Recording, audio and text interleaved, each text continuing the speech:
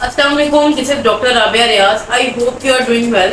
तो आज मैं आपको बताऊंगी कि डिस्क बल्ज की कितनी टाइप्स होती हैं और ये जो एमआरआई रिपोर्ट्स में बहुत सारी स्टेजेस जो है वो डिस्क बल्ज की मेंशन होती हैं। तो बहुत सारे पेशेंट ये सवाल करते हैं, इनको नहीं पता होता कि एमआरआई रिपोर्ट में क्या लिखा है और कौन सी स्टेज जो है मेरा डेंजरस है, कौन सी नहीं। तो इस वीडियो में मैं आपको सब बताऊंगी, लाइन बाय लाइन वाइज आपको सब कुछ बताऊंगी कि क्या कौन सी स्टेज वेयर है, कौन सी नहीं। तो इस वीडियो के साथ जुड़े रहिए, एंड तक स्टे ट्यून्ड। सबसे पहले डिस्क बल्ज की 3 टाइप्स होती हैं।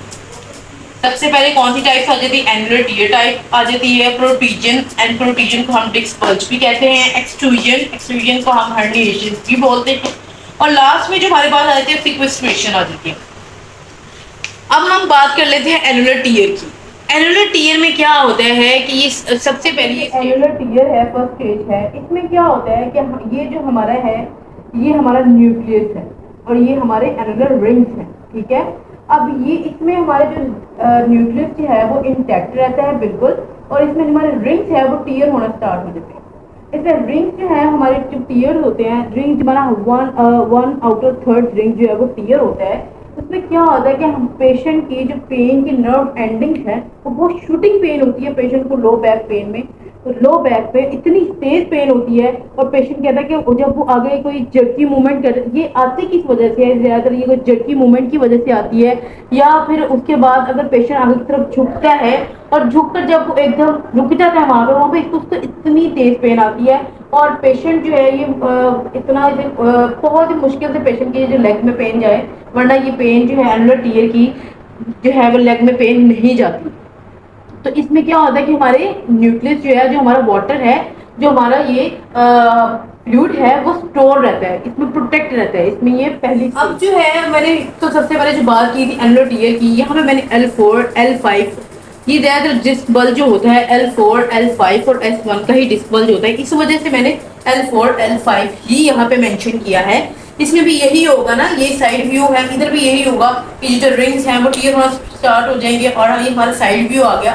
तो इसमें ये जो हमारा न्यूक्लियस है वो जो है ये स्टोर रहेगा।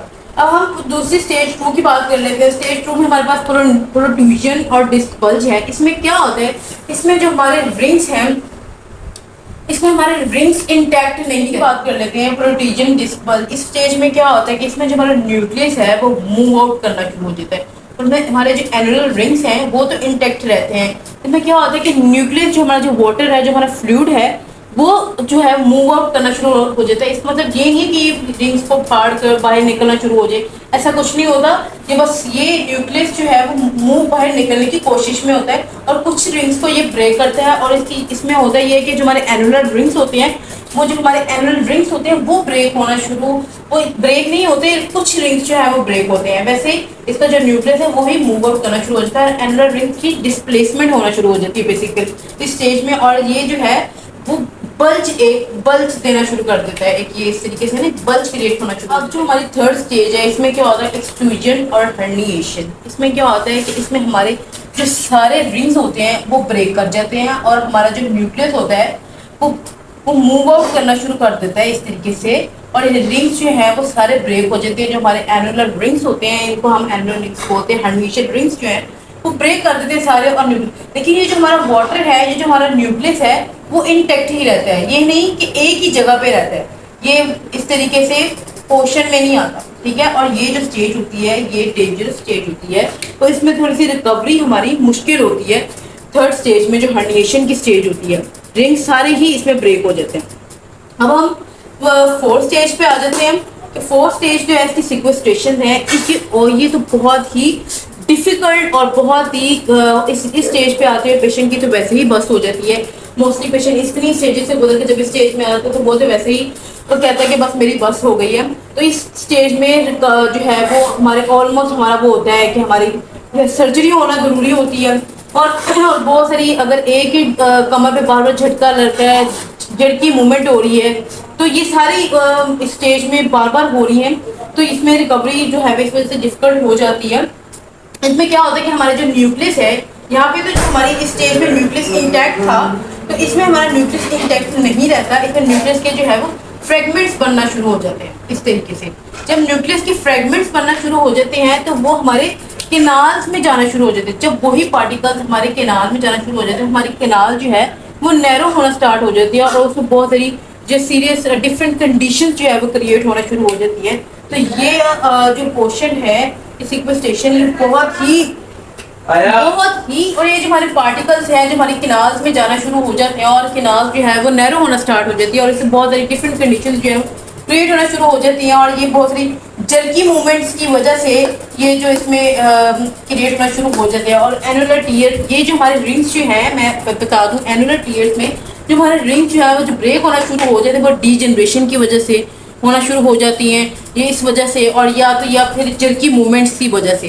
तो डिस्क बल्ज की 3 स्टेजेस थी। आपने आई होप आप लोगों ने अपनी एमआरआई रिपोर्ट्स निकाल ली होगी और आपकी एमआरआई रिपोर्ट्स में ये चीज़ें मेंशन होती हैं और अब आप लोगों को पता होगा कि कौन सी स्टेज ज़्यादा आपके कौन सी स्टेज का आपको डिस्क बल्ज है, या स्टेज 1 का है, 2 का है, 3 का है, 4 का है, कौन सी स्टेज का आपको डिस्क बल्ज और कौन सी स्टेज स्क्वेयर है। मैंने आपको बताई कि ये जो 2 स्टेजेस हैं ये बहुत स्क्वेयर केसेस में होती हैं। मैं आपको बताऊंगी कौन कौन सी कितनी परसेंट है, कितने परसेंट पे स्टेज जो है ये रिकवरी कर सकती है। अब ये जो स्टेजेस की जो परसेंटेज मैं बताऊंगी कि कौन कौन कितनी परसेंटेज में ये जो है ये रिकवर कर सकता है। तो हमारा जो एनुलर टीयर है 60 to 70% रिकवर कर सकता है। हमारा जो प्रोट्रूजन है और हमारा जो डिस्क बल्ज है वो 70 to 80% रिकवर कर सकता है। और जो हमारा एक्सट्रूजन है वो मैंने पहले बताया ये जो स्टेज होती है ये थोड़ी सी डेंजरस होती है और इसमें जो है ये 30 to 40% जो है वो रिकवर करता है। और ये जो हमारी सिक्वेस्ट्रेशन है ये हमारी बहुत ही डेंजर, यानी इसमें तो ऑलमोस्ट आपको सर्जरी की जरूरत पड़ती है। तो इसमें लेस देन 10% रिकवरी होती है। हाँ, इसकी जो है वो सिम्टोमेटिक रिलीफ दे सकते हैं। तो मैं आपको बताऊंगी कि अगर जो फ्लूइड है, ये जो हमारा वाटर है, ये किस जो है वो पोजीशन में जो है वो मूव करता है।